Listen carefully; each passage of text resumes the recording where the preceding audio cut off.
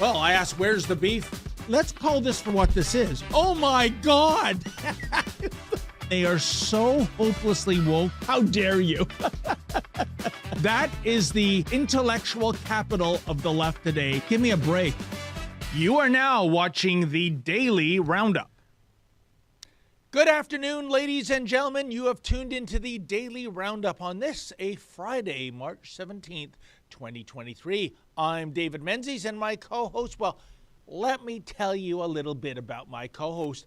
Of course, you know today is St. Patrick's Day, and even though certain members on the progressive left want you to celebrate this day as Green Day, my co-host refuses to do so. She is the she-devil with a slingshot. She is the Khaleesi of Northern Alberta. She is Sheila Gunn Reid. How you doing there, Sheila?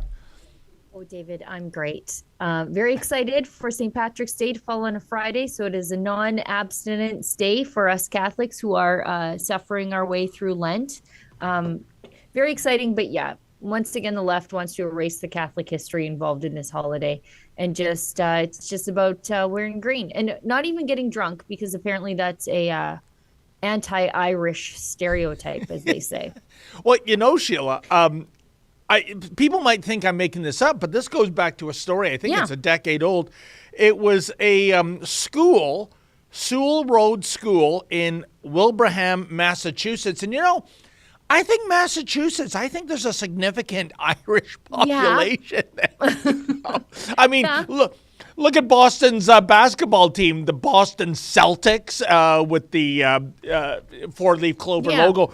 And this principal, Lisa Curtin, she thought that, you know, it's not inclusive enough for kids who don't have an Irish background. And, you know, that saint stuff, that's kind of a little, you know, too Christian-y.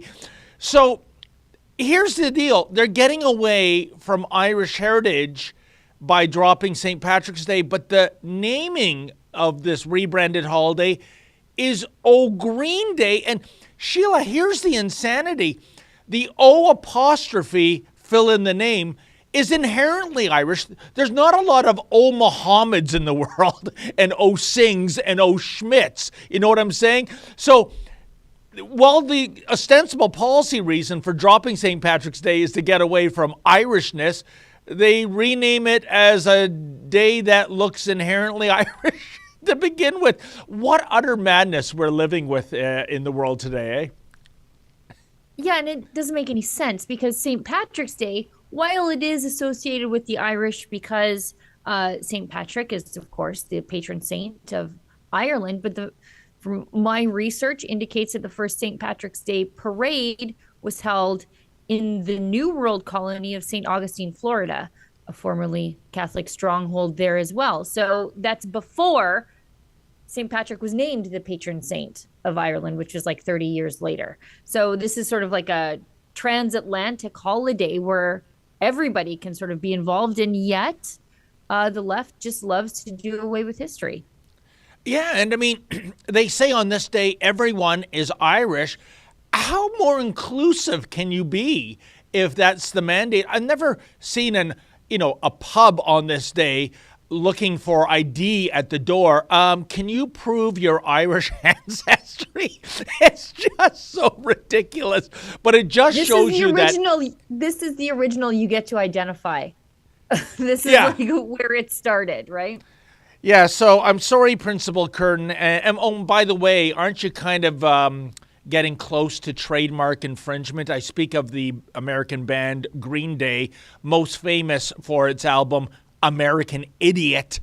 Yeah, Principal, I think you ought to listen to that album because you're coming as advertised. Anyway, Sheila, we'll talk about later how Ottawa is celebrating St. Patrick's Day, which is, to use one of your greatest phrases, oh, the fun burglars are out this weekend in Ottawa, folks. You don't dare want to have fun because of, the leftover PTSD of the trucker convoy of more than a year ago. But we'll talk about that story later. Sheila, what are we trying to do here, my friend? Oh, who even knows? I also want to talk about The other religious holiday taking place, I think it's in Toronto. It involves icons and everything. So we'll talk about that in a second. It involves a scarf at City Hall. Anyway, we'll talk about that in a second if you want to cue that up, Efron and Olivia. But this is the Rebel News Daily Roundup. It's normally hosted by David. Sometimes I co-pilot, and we talk about the news of the day completely unscripted. And it's a great way for you to get involved in the show too, because we also take your viewer feedback. If you're watching us on Rumble or Odyssey as your favorite platforms, great, thank you. It's obvious you care about free speech, because YouTube, while we stream there, is also a censorship platform. We're also on Facebook and Twitter. I think that's right. Is that right? Twitter and Getter, sorry. Definitely not Facebook. Everything we say is unsafe for Facebook. But if you want to support the work that we do completely willingly on those two platforms, Rumble and Odyssey, they allow you to do something called a paid chat. On Rumble, it's called a Rumble Rant. On Odyssey, it's called a Hyper Chat. And it allows you to support the work that we do completely willingly. But we will also read your paid chats at the end of the show, but sometimes also in the middle of the show. But it's a good reason for you to stick around to the end. If you've given us a paid chat, you get to see what we think about what you have to say. I think that's it, David. Let's go to... Sorry. Oh, go ahead. Shut up. No, I was just going to say, let's go to Toronto. Because my religion, interestingly enough, I'm Catholic. I don't think that is a shock to anybody. But sometimes we put the body parts of saints into altars. You know, we have religious relics. And apparently, the cult of COVID science also has their own religious relics, and they are on display in Toronto City Hall, where a scarf, I couldn't believe this when I saw it. I was like, you know what? At least I can admit that what I'm doing is religious when we encase relics in altars, but they're encasing it in some sort of altar at City Hall. A scarf that Toronto's medical officer of health, Dr. Eileen Davila, wore at City Hall during the earliest days of the pandemic, is now on display in the building's rotunda, and they tell me this is not a religion. You can go pay homage, David. Why is it on display? I mean, I don't know. like there's a scarf Hall of Fame at Toronto City Hall. I mean, Sheila, this is outrageous. I mean, and don't bring any more attention, I'm sorry, to Dr. Cruella Davila. She was the one that was responsible for so many businesses suffering undue hardship. The best case in point, Adamson Barbecue, run by Adam Skelly. She literally sent in all the horses and all the king's men to get that shut down. And as I've often repeated, Sheila, because we were on the ground covering that standoff for 3 days, 400 meters down the road, a Costco food service facility was still selling hamburgers and hot dogs and pizza and French fries.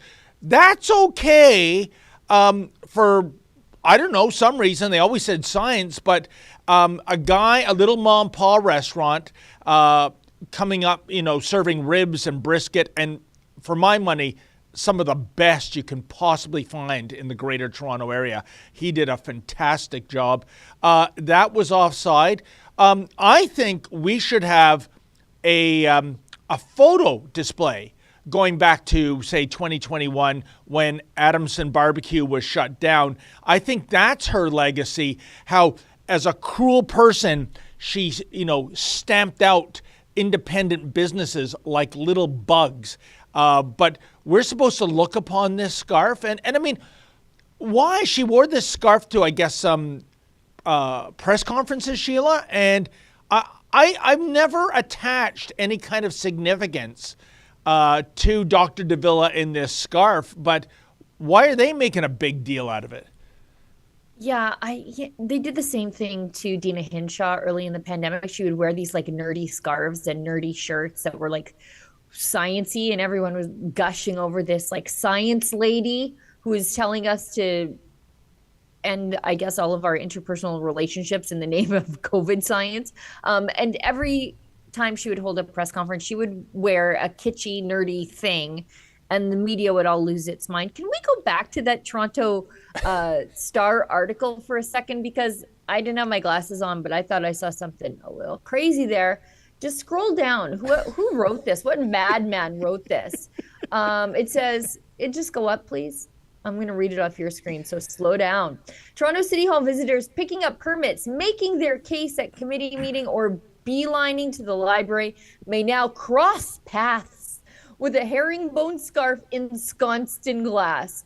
The accessory, tied and propped up as if worn around an invisible neck, appeared recently on the main floor as part of a temporary installation on, quote, loss and togetherness. Again, no mention of job losses. 3 years from the onset of COVID-19, a banner identifies the scarf as belonging to the city's chief medical officer, Eileen Davila, whose affection for the adornment had caught public attention. Really? I don't know. Who cares?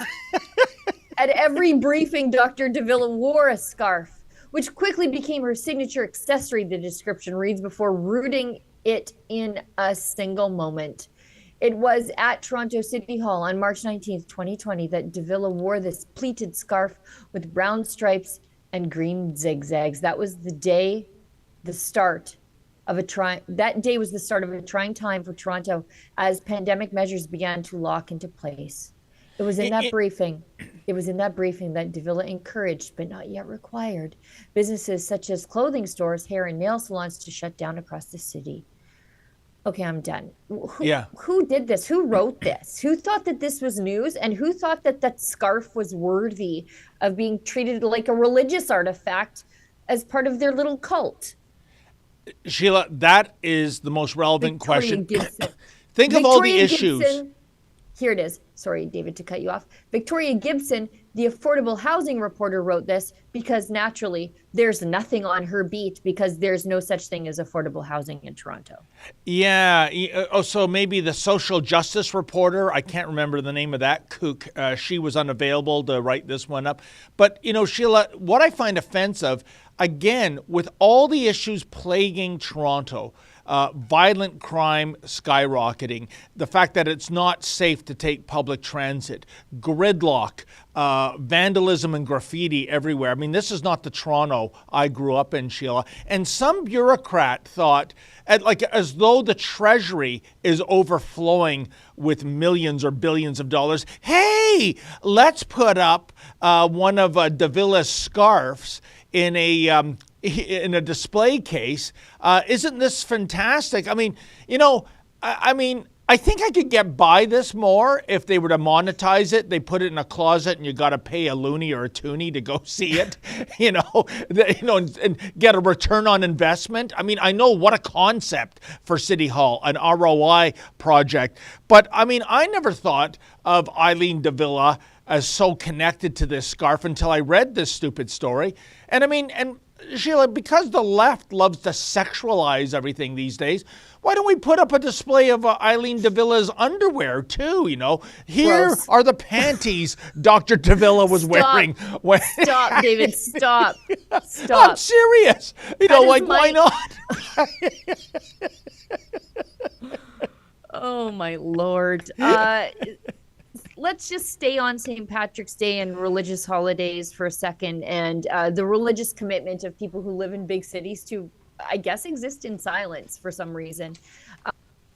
Let's talk about the Ottawa police who want people to celebrate St. Patrick's Day responsibly. David, tell us about this. I have my theories about city people.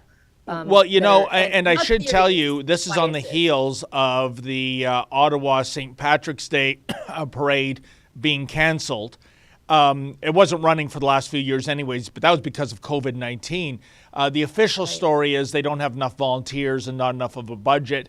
I'm just wondering if the idea of floats going down Wellington Street might, trigger the Ottawa snowflakes in terms of, oh no, is this another trucker convoy? That's my personal theory.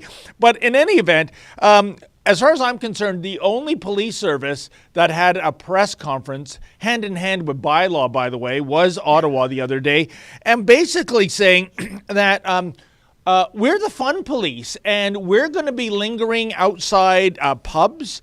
And if we hear excessive noise, because, honk, honk, that's strictly verboten. Yeah.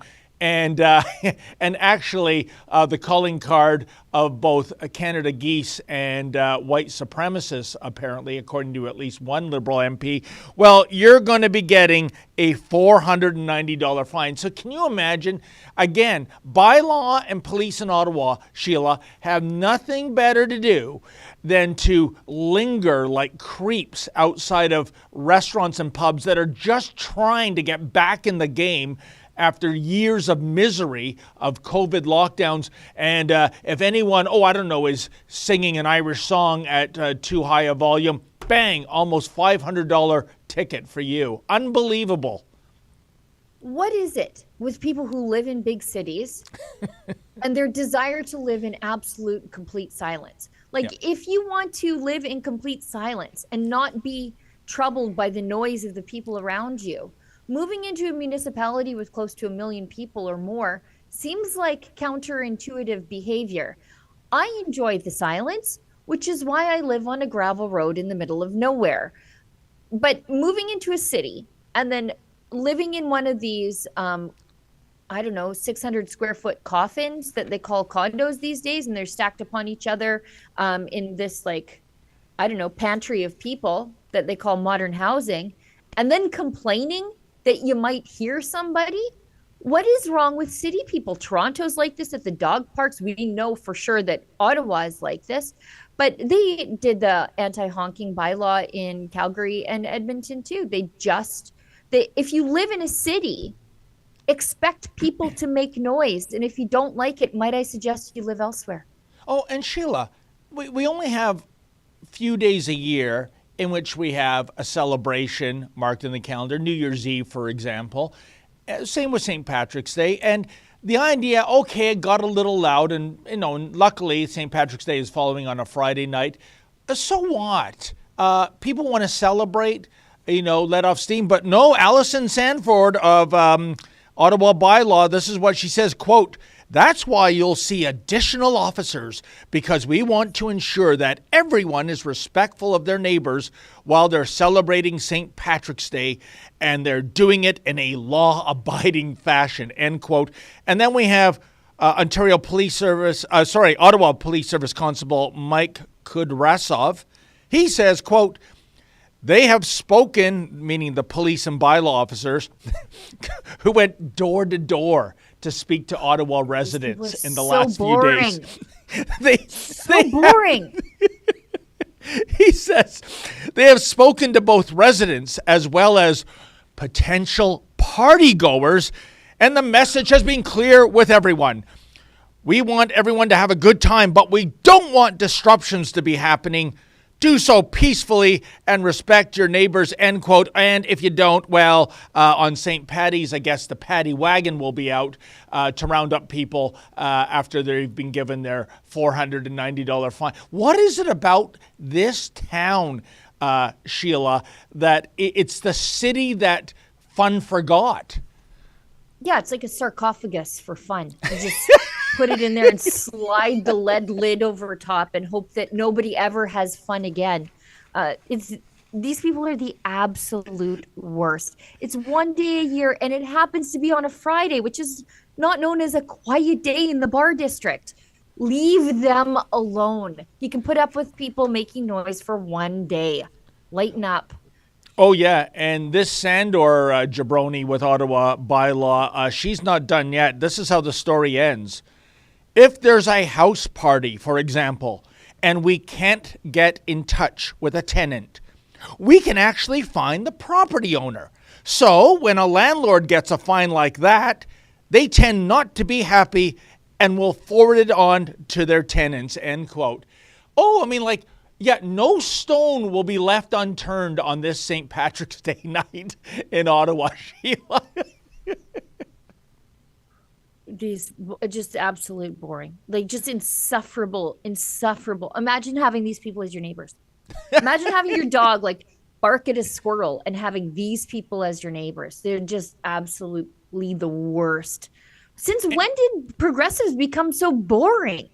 Oh, and Sheila, imagine all this week bylaw and police officers canvassing Ottawa neighborhoods. I mean, if a police officer came unannounced to my door, knocking on it, the first thing I think of, there's a missing child, and they're going to say, "Did you ever see this person?" And it's yeah, we're wondering, are you planning to celebrate St. Patrick's Day on Friday? Because we're going to be watching and listening, so keep the volume down. Yeah, we've had reports of joy and merriment, and that can't happen in this district. Yeah, the worst. Let's before we go to an ad break, let's just quickly touch on something we talked about quite a bit yesterday, so I don't know if we want to linger on it, but the ongoing controversy with Justin Trudeau's special rapporteur. We've got, I guess, new information, or it's not really new, it's sort of hiding in plain sight. But so not only is he Justin Trudeau's family friend, probably changed the man's diapers. They went on vacation together. Yep. That seems like they're pretty chummy. He's also the guy who blocked Rebel News and True North's attempts to be in the federal leaders debate until we took him to court and won twice.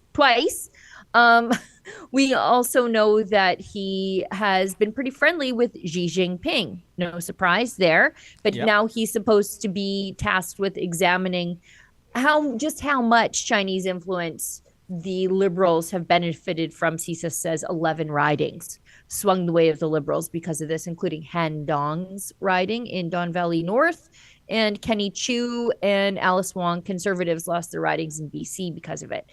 But, let's just touch all the scandals. let's just make sure that we hire the guy who's got his hands in all the Liberal scandals. Maybe even he was at this point, if I were to find out that David Johnston had counseled Justin Trudeau to fire Jody Wilson-Raybould, I would not be surprised, because he's also an advocate for the Kielburgers and the We Foundation. I think we have do we have a clip, or is that just from Holly Ann Doan? Yeah, I think we have a video of Trudeau calling out people for calling out David Johnston as not being so unimpeachable as Trudeau is advertising. Yeah, let's, before we go to that. So this is David Johnston. Everything we know about David Johnston is just out there in plain sight. And Justin Trudeau just thought we would all just not even notice when he hired a close family friend to investigate him. It's like when I think when Han Dong did the investigation into his own nomination, he's like, "Yep, I didn't find that I did anything wrong, so it's fine." So David Johnston at Senate Committee in 2019 says, "I'm very heartened by what I see in young people. I mentioned the Kielburgers.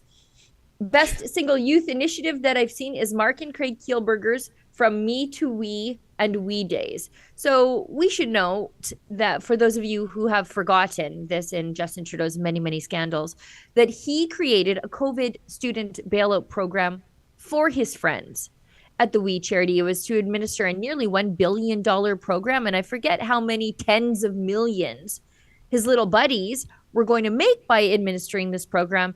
And it was basically a bailout for the We Foundation, because when it came to light, like, hey, you can't give your friends sole source contracts worth multi-million dollars to administer this $1 billion COVID bailout program for students. Like, why were they getting a bailout program? The Kielburger Foundation, the We Foundation, folded up shop. And the ties between Trudeau and the Kielburgers go back quite a ways. Justin Trudeau's family was getting paid to give speeches at their Me to We days. Like, I don't know why teenagers were interested in what Margaret Many Names Trudeau had to say about being a young person at these things, but she was making, hundreds of thousands of dollars to speak at these things. Justin Trudeau's wife was being carted around the world to speak at these events, again, to young people. I asked my kids, because they're young people, I'm like, would you be interested in what she had to say? And they're like, who? No. And I think by the way, I think it was at a We Day event that Sophie Gregoire Trudeau contracted COVID from Idris Elba and brought it back to Canada. I think it happened at a We Day event in London. So there's a lot of business with these Kielburgers. And as it turns out, David Johnston, big fan of the Kielburgers and the Trudeau family. So I think that closes off the circle. And do we indeed have that video, Mr. Producer? Of Trudeau. Yes. Here we go. David Johnston has served this country in many, many different ways through a long and unimpeachable career. He served as our Governor General. He has served in many capacities, and the integrity and the character that he has demonstrated every step of the way is absolutely unimpeachable. When we are looking to someone who will always put the country first and put the interests of Canadians at the core of everything he does, there is no better name than David Johnston, which makes it so astonishing but also so clarifying to see the Conservative Party simply not interested in actually getting answers, in actually reassuring Canadians about our democracy, and actually finding out the truth of what's going on from experts. They are engaging in horrific partisan attacks against a man of extraordinary integrity. And if everyone needed a really clear indication that partisanship is more important to Conservatives than actual facts and reality, their completely unfounded attacks on David Johnston are exactly that. Oh, really? I think, Sheila, you went over David Johnston's resume, and no, these concerns are very, very founded. That line, he has served the country, David Johnston, that is, in many, many ways. Yeah, including, giving blackface a cup of hot chocolate when he was a snot-nosed bastard on a skiing trip with the Johnston family. And who is allegedly Trudeau, Sheila, to be the moral authority when it comes to who is and is not unimpeachable, when it comes to integrity, when it comes to character? This guy, this government with so many scandals, I'm losing track of them. This guy who has forgotten how many times he's donned blackface. This guy who has groped a female reporter, even though he claims to be a feminist, but has a big problem with strong females in his own cabinet. This is chutzpah, Sheila. This is sheer unmitigated gall. I'm surprised he got through that little speech without breaking up laughing. You know, every time they talk, right? Every time they talk, they are guilty of that thing they are accusing you of. Horrific attacks. Really horrific, saying, I think he's probably a nice enough guy, but I don't think he's independent. I think that's the crux of everybody's criticisms of David Johnston. And for Justin Trudeau, that's horrific. Most people are saying, yeah, he seems okay. Like we don't think he's a bad guy. We just don't think you should be hiring a family friend to investigate you on this issue. And I love how Justin Trudeau now is like, obviously the Conservatives aren't concerned with getting answers. Excusez-moi, pardonnez-moi, because I'm pretty sure last week getting answers was racist, and you guys spent a week filibustering. But Sheila, if by the way, Katie Telford, could we get you to testify? Because people want to talk to you about this stuff, and you don't seem to want to show up. And Justin Trudeau told me that if you don't give answers, that you're not interested in getting to the bottom of this. So I'd love to see you show up now that your boss said that it's the Conservatives who don't want to get answers out of this. Well, Sheila, I'm going to put a smile on your face and our viewers as I was driving into Rebel World Command headquarters here in Toronto. I was listening to News Talk 1010, the last part of the Jerry Agar show every Friday. And Jerry Agar, he's the token conservative there. And he's also the only reason to tune into CFRB, by the way. But their last segment on a Friday is something called Touchdowns and Fumbles, where they look at various communication strategies. It's co-hosted with a Liberal communications expert, Bob Reid. And this came up. What about the appointment of David Johnston? Now, they asked the viewers to text in fumble or the initials TD. Is it a touchdown or a fumble? Sheila, 88% of listeners fumble. Then to 1010, which is like a liberal network for sure. Uber liberal, 100% in Toronto. And then I wait with bated breath to hear what Bob Reid is going to say, because he doesn't always agree with the majority opinion. And he went on and on about, Johnson being a man of integrity, blah, blah, blah, blah. And I thought, oh, this is going to go badly. But no, even Bob Reid, a Liberal communications expert, said that not only should Trudeau not have appointed him, but when offered the appointment, like I said yesterday, Johnson should have recused himself. There are too many conflicts of interest. So he agreed with the majority opinion, 88% fumble. I think that's gratifying. That tells to me the people ain't buying what blackface is selling.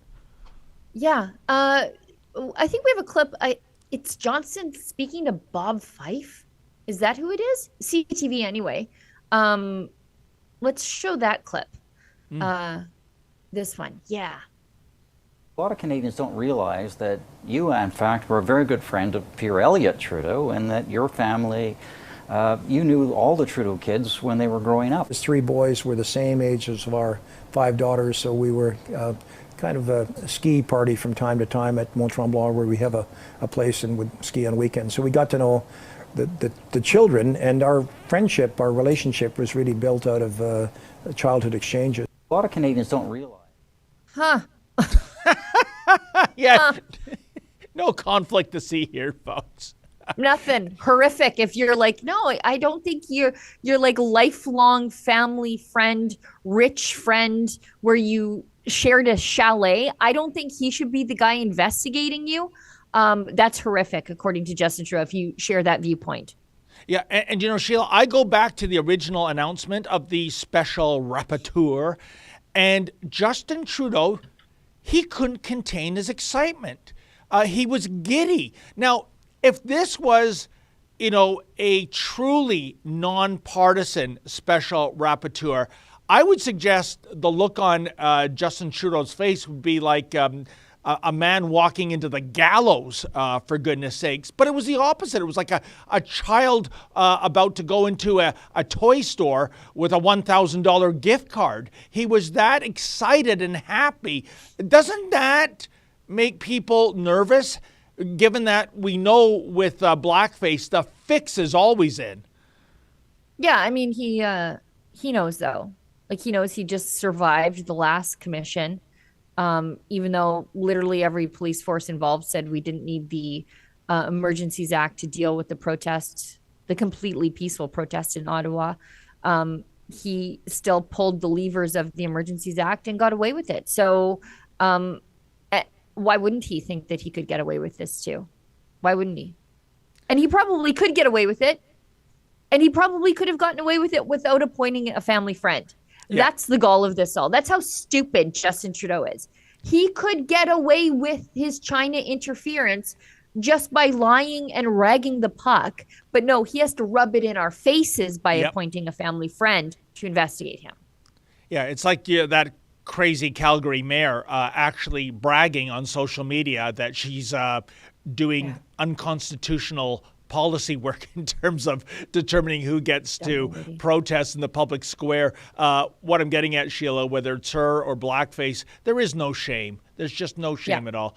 But we should pick up another topic on the other side of the ad. So just check out this advertisement, folks, and we'll see you on the other side. Have you checked out the fresh new swag we have at rebelnewsstore.com? Like this nifty resistance trucker sweater? We have warm, cozy sweaters, t-shirts, mugs, hats, phone cases, you name it. Everything to fit your freedom-loving needs or maybe even trigger a liberal family member or friend. And for a limited time, you can use code TAMARA10 at checkout to save 10% off of your total order. So head on over to rebelnewsstore.com, check out all of our new designs, make some purchases, and use code TAMARA, that's TAMARA 10 at checkout for 10% off your order. Head on over, check it out.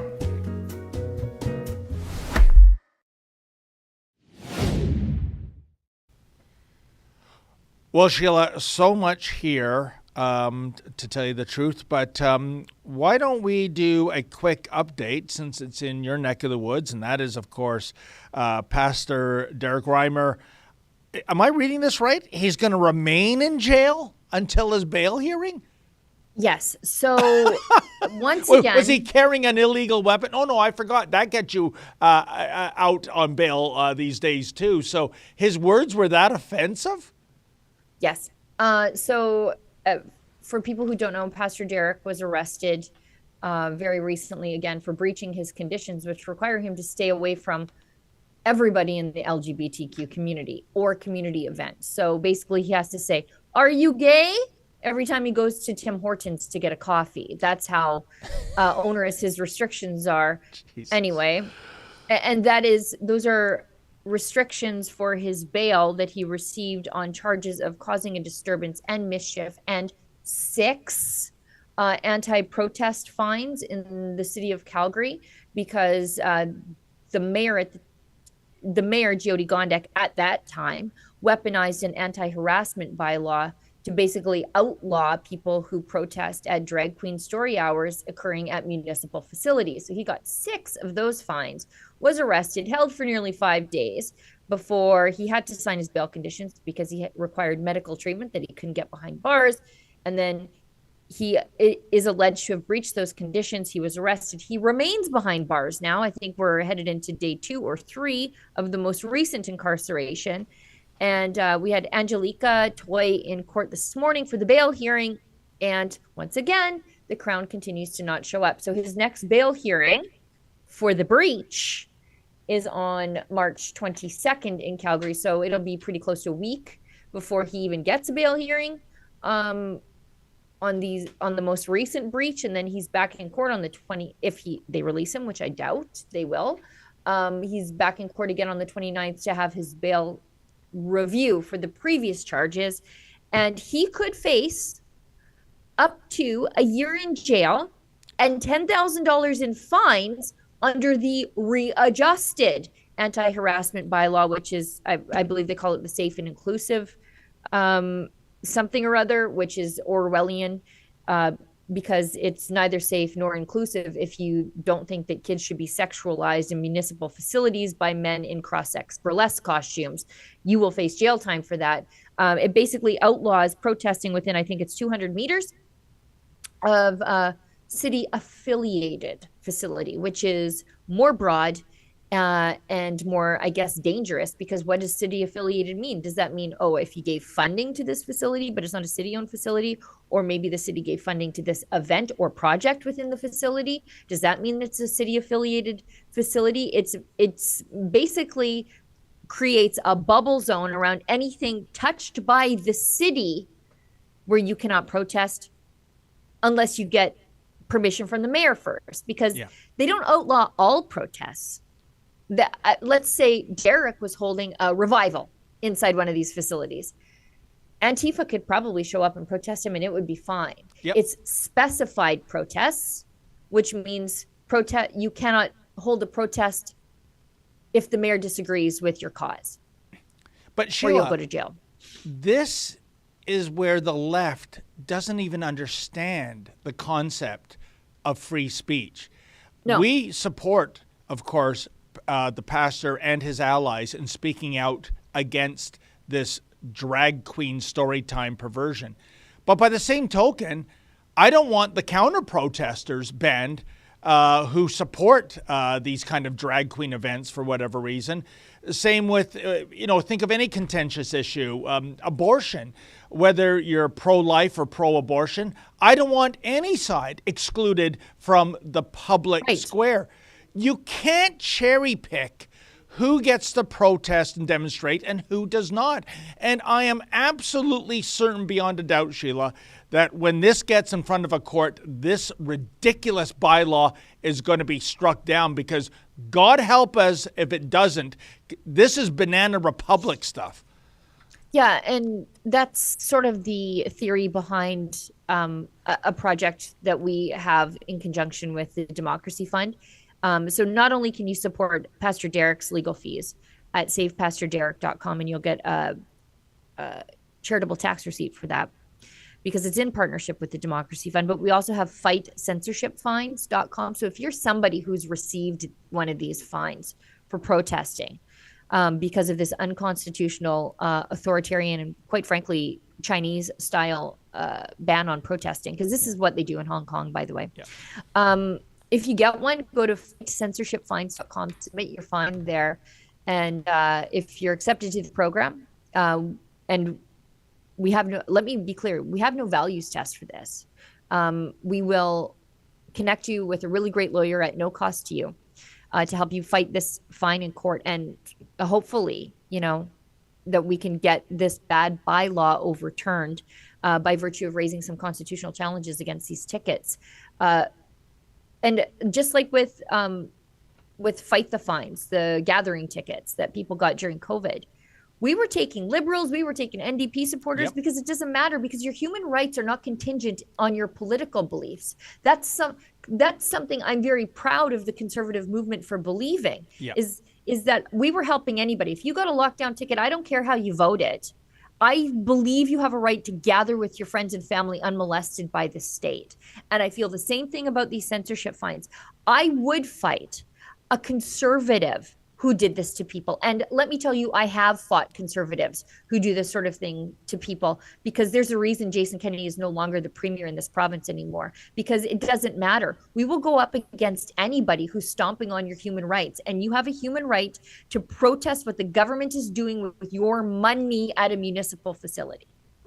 That's a great point. And speaking of premiers, Sheila, you recall just 24 hours ago, I posed the question to you, where is Premier Danielle Smith on this issue? Because, speaking out in defense of these anti-groomer protesters would be unquestionably part of her base.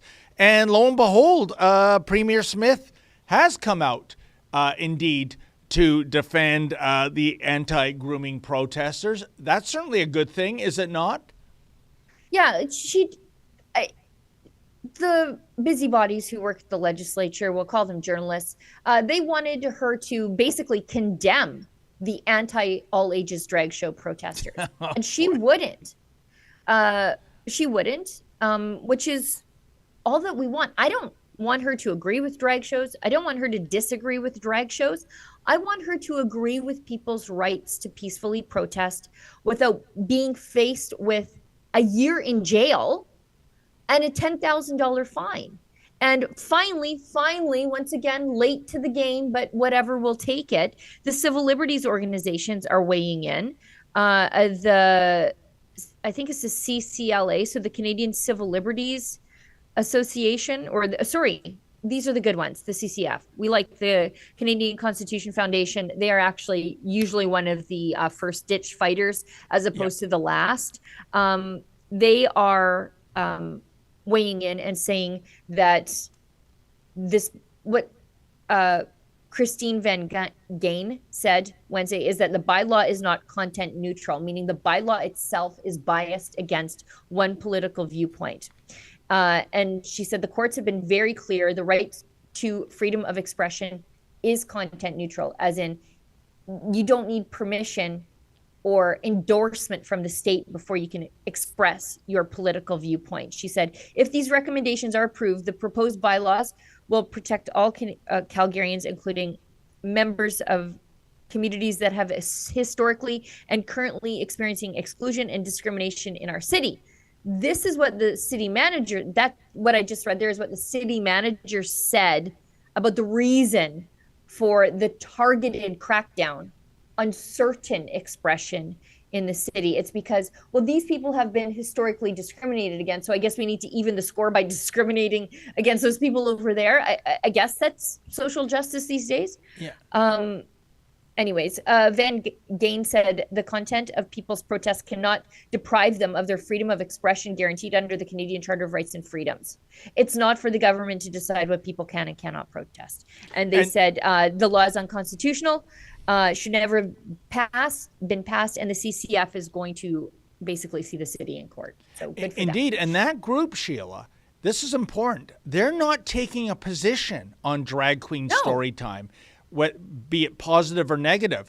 It's all about freedom of speech and expression and assembly in the public square, period. The issue is a moot point.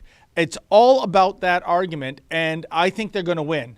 We have to pray that they're going to win because this would be a horrible precedent. And with the censorious thugs in Ottawa, you can just imagine how they would go to town in terms of putting this out nationwide, what you can take a stand against and what you cannot. It's just unbelievable. But we should move on. We'll see what happens next week. Here's a story. We meant to get to it yesterday. Wait, let's hit this one thing before we move into that one, because we should do an ad break before we move into the thing we meant to get to yesterday, because my props are sitting just to the left of me here. But we should talk about, finally, Via Rail, the vax firing of a Via Rail engineer was overturned. And this is a slap in the face of the federal government, because railways were, they continue to be, a federally regulated industry and a federally regulated workplace. And yet, Via Rail has just had a decision against them. So the Via Rail breached the Canada Labour Code in firing a locomotive engineer over his vaccination status. A federal arbitrator has ruled. This is in Blacklock's, doing great work, independent media, ruffling a lot of feathers in the press gallery. Cabinet to date has not disclosed how many Crown employees were fired or suspended without pay for declining to show proof they took a COVID shot. Via did not have just and sufficient cause, wrote Graham Clark, arbitrator in the case. The railway decided on its own initiative to add disciplinary consequences for non-vaccinated employees. The engineer who was fired was a good employee of 19 years. And I'm shocked at this, actually. The Teamsters successfully challenged his termination. Wow. That's the most shocking part in all of this, is that a union stepped up to fight for their union members, because they rolled over and had their bellies scratched by the feds the whole time. Oh, yeah, especially one of the biggest private sector unions, that would be Unifor, which is the where most unionized journalists belong to, as well as automakers. And let's not forget David Cassidy of Unifor Windsor Local 444, Sheila. And by the way, when I say David Cassidy, I don't mean the member of the Partridge Family who had a #1 song, I believe, with I Think I Love You, because this Cassidy, his song would be I Think I Hate You. He was going to round up 1,000 auto workers to go to the Ambassador Bridge and grab violently the Freedom Convoy protesters in Windsor. And in February, I think this is what accounts to a potential death sentence, throw them in the Detroit River, which is hardly Tahiti treat in wintertime. That was your union. And I really felt, Sheila, I mean, this is great news about Via, because, oh my, isn't it delicious how the tide is turning with every passing week. This is just fantastic. But for unionized members who were getting terminated or suspended without pay, which is basically the same thing, you were really at a disadvantage, because if you go to a labor lawyer, the fact that you're unionized, you have given up so many of your labor rights. Yep. Most labor lawyers won't take a wrongful dismissal case in a unionized environment, Sheila, because there's no way to win it because of the rights you've surrendered. So the fact that this is a unionized environment, Flip, that's huge. That is absolutely fantastic. And by the way, speaking of David Cassidy, his name came up in a story that I wrote up the other day for the website. Justin Trudeau, I got my hands on a readout of a phone call the two had during the public order, like the documents were in the Public Order Emergency Commission, and it would happen during the Windsor blockade. And Justin Trudeau told David Cassidy, who I assume just nodded along in agreement, that not only because Cassidy, in a moment of clarity, basically said, "Why aren't you talking to the demonstrators?" I don't know if this is before or after he threatened to throw them into the river. But basically, Justin Trudeau explained that there's no one to talk to because there are no leaders of this group. And the thing is being basically orchestrated from afar. Here's what he said. The other thing is that there is no there. I mean, who do we talk to? This group is being coordinated from afar. On the ground, in the protest, there is not anybody speaking for anyone, Justin Trudeau told Cassidy. That's weird because you were able to arrest the leadership. So you knew exactly who they were and who to talk to. And from afar, what does that mean? From the streets of Ottawa, where Tamara Leach was? Sheila, does he mean? I think he means from afar. I think he means Moscow. That's what he meant. That's what he meant. But I was like, no, it wasn't from afar unless you mean Medicine Hat, Alberta, which is still in the country for now. Idiot. And one last point before we go to an ad break, Sheila. Can you imagine, had that been a conservative saying to go down and target a group, beat them up, throw them in the river, which I mentioned is pretty much a death sentence when it comes to the Detroit River in February. If that was a conservative that said that, I think we'd still be reading about it. It would still be front page news. He'd still be in jail. Yeah, it'd be right up there with that $16 glass of orange juice Bev Oda bought, right? But no, because it's a member of the Loving Left Unifor Union, and like I said before, if you're a unionized journalist in Canada, that's the union representing you. Nothing to see here, folks. Move along. Absolutely disgraceful. Folks, speaking of conservatives, we have Pierre Poilievre weighing in on the seal hunt in Newfoundland, and he's taken the right stance, let me tell you. But first, check out this ad, and you'll hear what Sheila and I have to say about the fur industry. If you want to look good and shine like me, you can do so at our store. Go to ribbonnewstore.com. On this website, you have so much different style to wear, as this one, my favorite one, Justin Castro. With my code Alexa10, you will have 10% off on your next purchase. So don't hesitate, go now and look so good like me.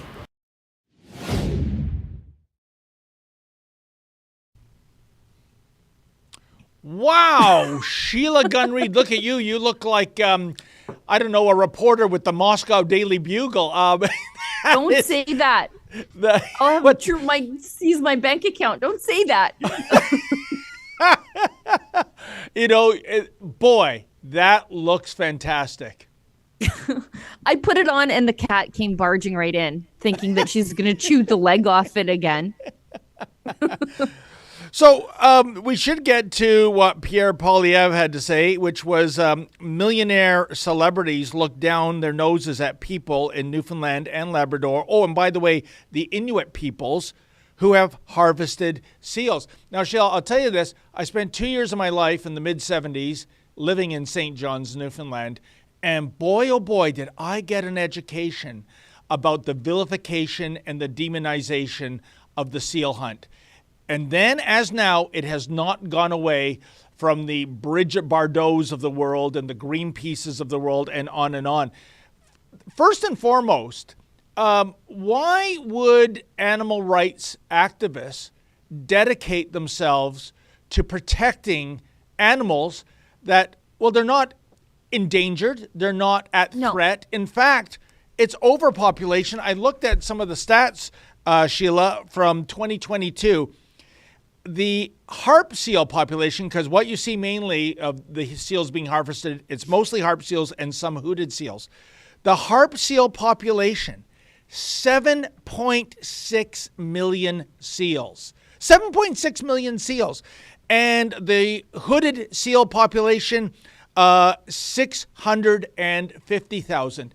And, I always remember I had this beautiful book given to me when I was a kid in elementary school.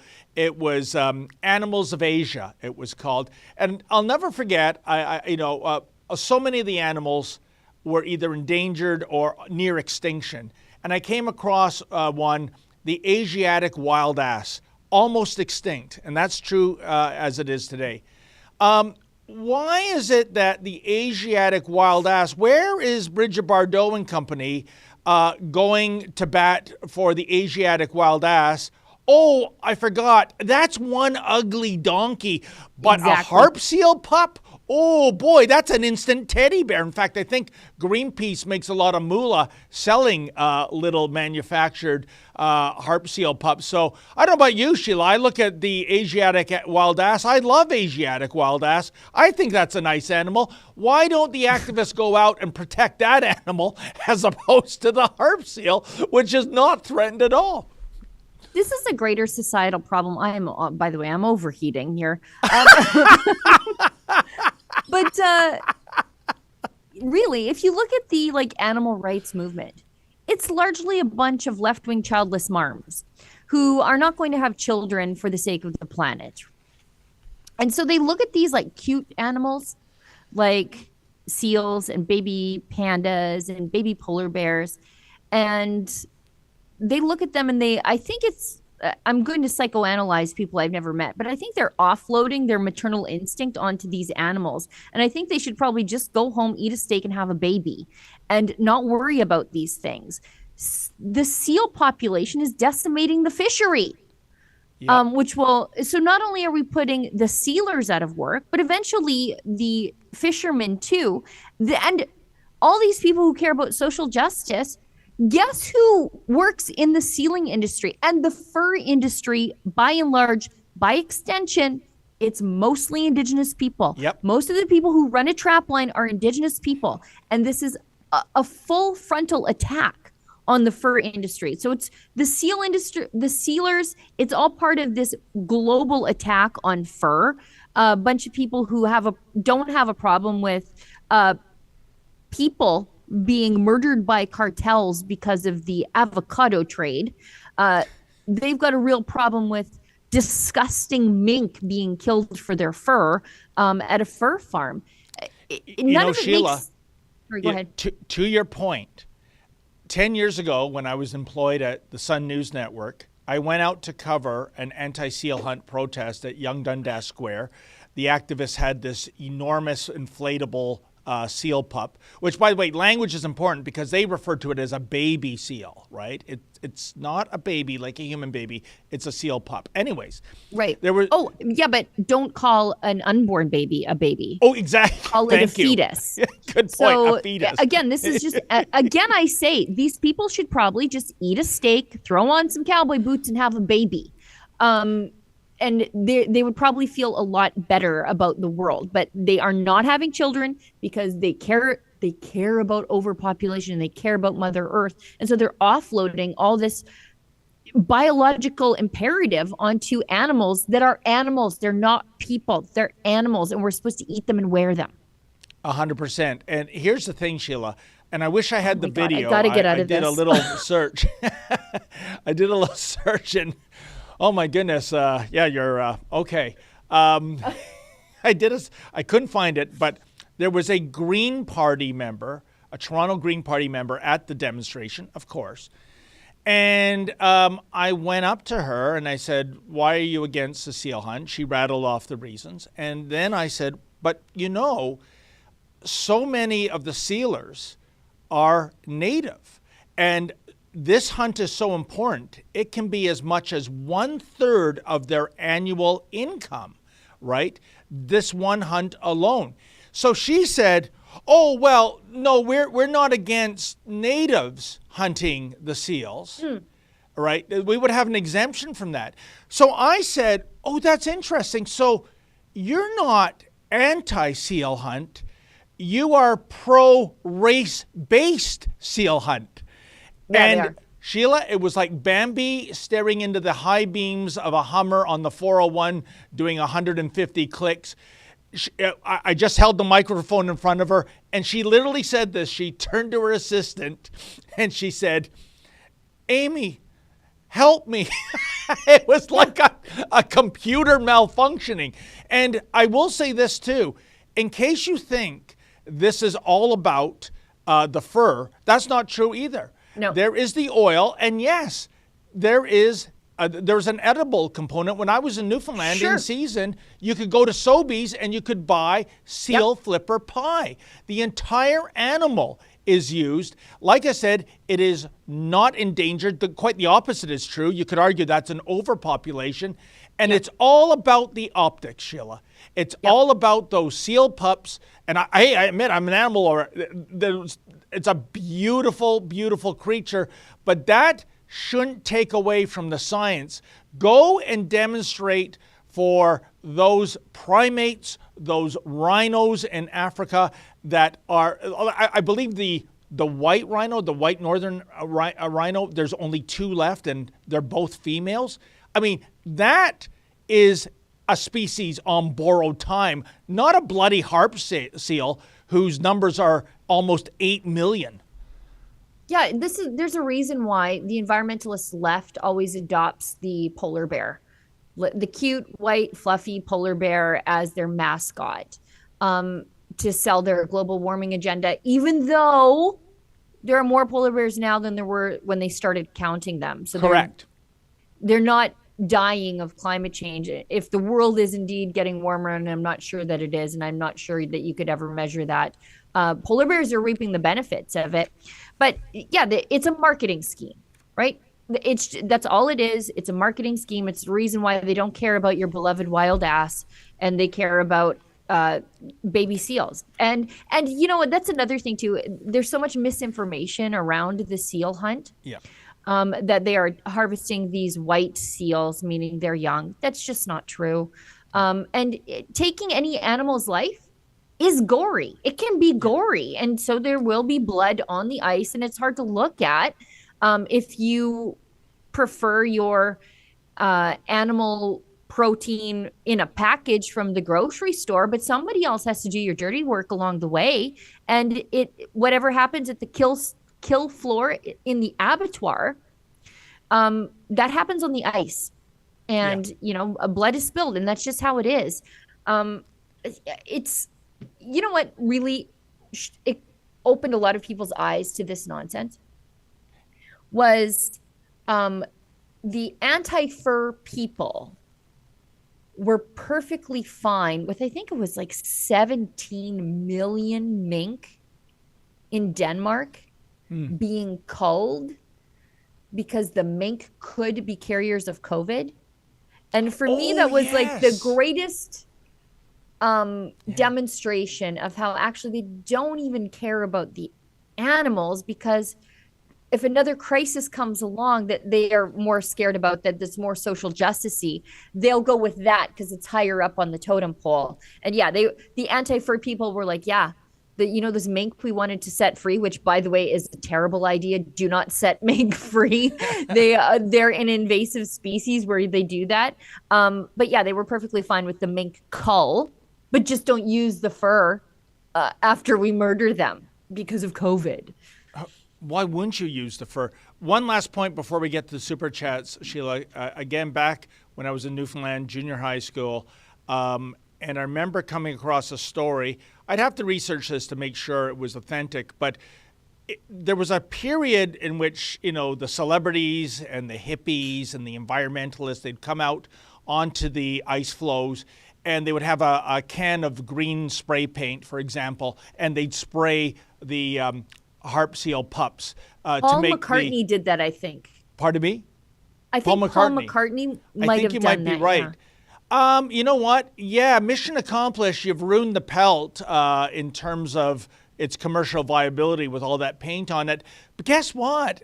Turns out that those seals, those pups that were spray painted, the mothers were rejecting them. There's another reason that seal pups are white. It's the same reason that baby deer, fawns, have speckles on them. And it is an evolutionary trait that helps them survive to adulthood. So baby pups on the ice are white and they blend into the ice. Yeah. That's why the only little dark. So what they were doing was they were making these baby seal pups visible to predators by marking them with green, thinking you're going to save them from the sealers, even though they're not allowed to take baby pups. But you were marking them for death for the polar bears and other predators and killer whales and things. So great work, environmentalists. That's a great point, Sheila. For the orcas and the polar bears, you've turned that seal pup into basically a Las Vegas casino with all these lights flashing. Look, free meat over here. It shows how disconnected animal rights activists are from actual animals and actual nature and actual wildlife. Like, there's a reason why people like me and common sense people like you, David, would understand that the young of the species looks different than the adult of the species, and the young of the species often have different camouflage than the adults because they're hiding lower. Like, they're smaller, they have to hide differently, and it's an evolutionary thing. But no, these people are just absolute idiots. They care about the animals, but they don't know a damn thing about them. It's like people who care about animals and then they're like, my cat's a vegan just like me. And I'm like, your poor cat's going to die. Don't do that. Indeed. As I say to all these activists, Sheila, leave the seal hunt alone. Focus your energy on species that really are at threat or endangered or about to become extinct. There's many, many, many of those animals, including my beloved Asiatic wild ass. Anyways, what's that? Save the human babies. That's where I'm at. Just save the human babies. Okay. So, Sheila, we should get to some chats because we're already 10 minutes past the hour, and I know you've got things to do. Yes, I definitely do. A not paid chat, Yankee clipped and put in the chat, says, Sheila, where's the fur? Well, I showed you the fur. There's more too, but it's just really hot. I have a space heater in here, and I'm wearing a sweater, and I already have like this beautiful, what would we call it, badger pelt of hair on my head. So I do get kind of warm as it is. But yes, I did wear my fur. And you know, we should give a shout out to the late, great Raquel Welch, who just passed away last month. Sheila, still looking good for a lady in her 80s. And that iconic poster of her, what was it called? It was a prehistoric movie where she's wearing that fur bikini. I just can't get that out of my mind. And you sent me a picture of it yesterday. There it is. You sent me this picture yesterday. Wow. Yeah. You can make there's a joke in there somewhere, but I'm remembering what the vice president told me the other day, so I'm going to censor myself. So there you go. But she must have been so sweaty in that, by the way. You think so? Yeah. Oh, I'm sure. Maybe. I'll overlook that. Yeah. I have a coyote fur trim jacket too. I was going to wear that, but I didn't allow myself enough time for a proper costume change. I don't know how you do it, David. Okay, Jeffersonian Patriot gives us $1. Love you guys, and Canada's in my prayers. Thank you. We need it. Oh, thank you. Medic Deb, $5. You rock. Thank you. Medic Deb was really giving her the other day with her donations, I remember. Oh, yes. Thank you so much. Wrong Way 54, $5. Just wondering why only Maverick Multimedia is streaming the National Citizens Inquiry on the COVID-19 response on day 2 now. I'm not sure because they're probably on location where they are. We have done some covering of the National Citizens Inquiry. They sort of got off on the wrong foot because they I mean, they should have assumed that the mainstream media is not going to cover them. Yep. But they announced the launch of the National Citizens Inquiry on Parliament Hill, where independent journalists can't go because we're not members of the parliamentary press gallery cabal of our competitors who decide our membership. So we couldn't even cover their launch. And so I emailed them and I was like, we can't even cover this. Like, how do you not know that independent media can't go to this thing? And I think they've sort of fixed that, but I was slightly annoyed at their lack of awareness of what independent media have to go through in this country just to do the news.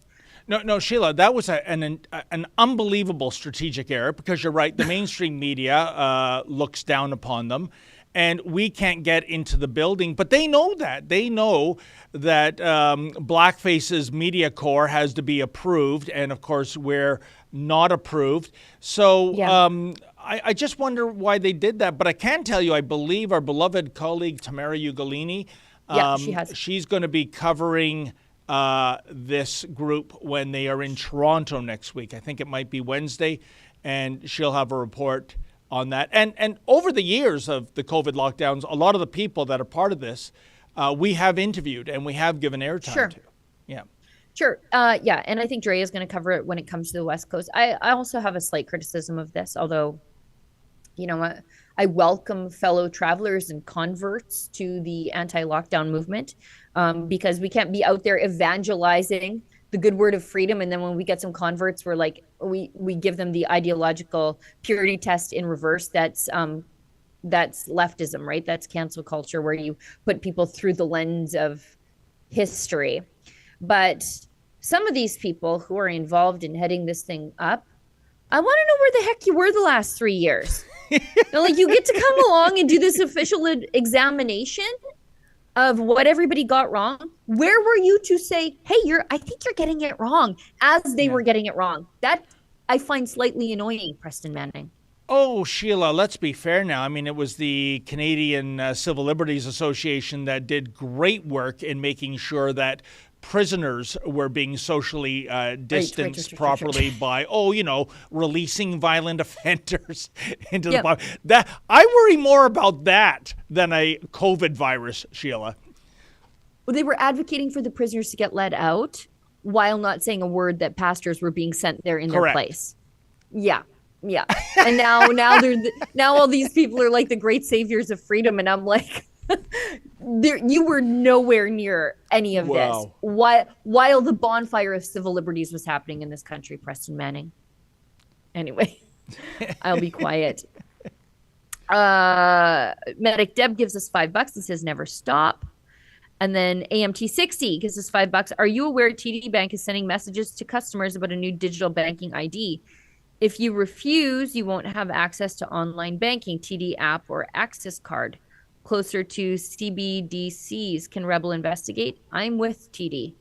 Me too. I can still access my stuff. So, have you heard anything about that, Sheila? Because I'm a TD customer as well. I got a message from them the other day, and it was something along the lines of, you've got to up some baloney, you got to update. I never do, and I can still get into my bank. You know what? App, so thank you for reminding me. I'm so sorry. I remember we received either a letter or it was an email, which Lady Menzoid printed out, changes to the agreement of terms of service. And it was so long that I just let Lady Menzoid do all the reading for me. I found it just too boring, me being a bear of very little brain. She hasn't found any gotcha moment yet, but she's still not finished reading it. Maybe it's in there. So I want to thank AMT 640 because maybe somewhere buried in the, and I'm not kidding you, Sheila, it's pages and pages of 8-point type of legal mumbo jumbo, but maybe they've snuck it in there somewhere. So I'll take another look. Yep. Regarding, this is regarding Trudeau on Johnston. Medic Deb says, OMG, horrific. Yeah, it's horrific. Yeah. When people say, I think he's a nice guy, but he's the wrong guy for the job. Yeah.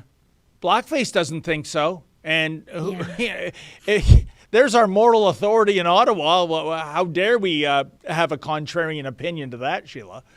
Yeah, what an idiot. Maminka gives us $10. Another conflict of interest. I'm losing track of how many similar conflicts took place in the past. Yeah, it's like one conflict of interest after another, after another, after another. Medic Deb, $5. Love you, thank you. A court mocker, $2. For those who make peaceful revolution impossible will make violent revolution inevitable. JFK.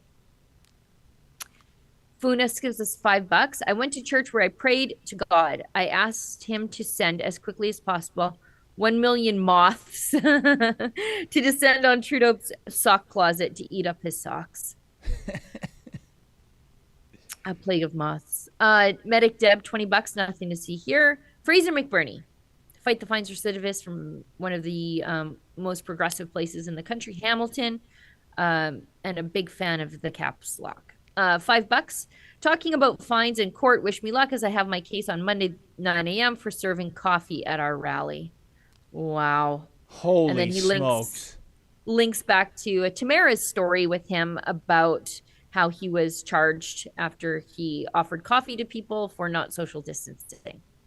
Well, was that in Hamilton? Because, as you know, Sheila, I received a $360 ticket, not for being part of any protest, but just for covering the protest. I think at this exact same place. I think that's where you were ticketed, in Hamilton. The square. Yeah. Okay. Ableist SL, $5. In regard to the woke sex ed crap, what the F do they refuse to use medical diagrams instead of drawings that look like they fit in cartoon porn? Yeah. Also said art by itself may violate the infamous lowly Shotokan bans. Okay. And I think that's it. We are 18 minutes over. I have to put away my fox stole before the cat chews it. And I think that's it. We're all caught up. Well, you looked resplendent in all that beautiful fur, Sheila Gunreed. So thank you for hearkening back to your modeling years and putting on a little show for the viewers. Well, my modeling years. In any event, guys, thank you so much for tuning in, especially those who gave a financial contribution. It's how we pay the bills around here. And thank you to super producers Olivia and Efren, and of course, my lovely co-host, who looks all the lovelier when she's donning beautiful fur right here, harvested in Canada. Sheila and I believe, will be back on Monday. Is that correct? I believe so, yeah. Okay, then. In the meantime, have a wonderful weekend, and as always, stay safe and stay sane. It's Justin Trudeau that is hurting Canadians' faith in our democracy by covering up the interference by the communist Chinese government in our elections. He's known about it since at least 2017, 6 years ago, when he began getting detailed briefings of this interference. He covered it up. He did absolutely nothing to protect our Chinese community against intimidation and our elections against foreign manipulation. Still, he covers it up, fighting against an open public inquiry. We really have to wonder, what is it that he has to hide? And it is Justin Trudeau that has put Mr. Johnston in this terrible situation by naming a member of the China-financed Trudeau Foundation to perform this role of looking into Beijing's interference in our election campaigns. That was Justin Trudeau's error in judgment, and all of this points to him covering up the truth because he's afraid that Canadians will find out how he failed to stand up for our interests and instead stood up for his own.